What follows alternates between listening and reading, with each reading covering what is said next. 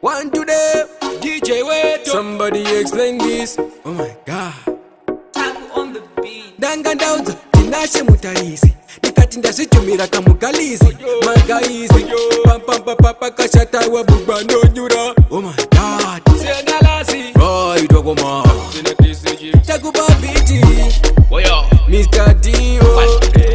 Hanzi dedi vangu vanokuda shamari vada kukupa lakire mbiri nemari ndikati baby I was very sorry ndaisaziva uri mwana wagodobori saka heke to my love games iteseta taitamba heke ndaisaziva kuti uri mwana wenganga ndikamuti it's over ndobva ati hoka temuri kujoka usandikandire joka together forever endapana juve hapana 8 saka aunga juze handikunyepere unoridza mere Dedi vangu vane ami yemapere vanofuya mazizi zvishiri zvisere meni dzizere panofiwa panokati rudo rwedu rupere vanobuda shamwari vada kukupa lakire mbiri nemari ndikati baby I was very sorry ndaisaziva uri mwana wagodobori saka heke to my love games iteseta taitamba heke ndaisaziva kuti uri mwana wenganga pafacebook ndiye akanditanga ndiri kwachenda mbuya ari kutanda ndasangana rusape ndipopa ndakatanga kumuda ndikati baby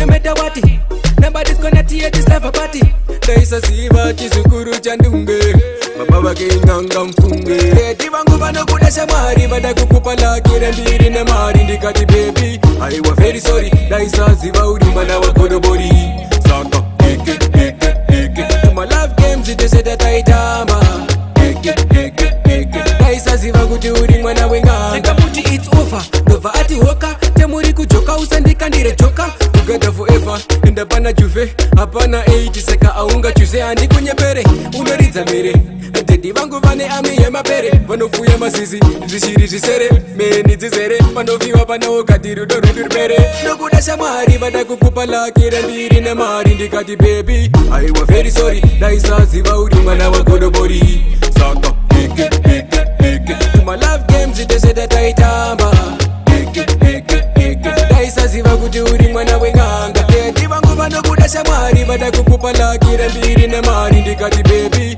I was very sorry ndaisaziva uri mwana wagodobori saka heke to my love games iteseta taitamba heke ndaisaziva kuti uri mwana wenganga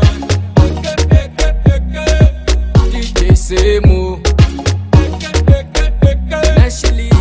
Ashley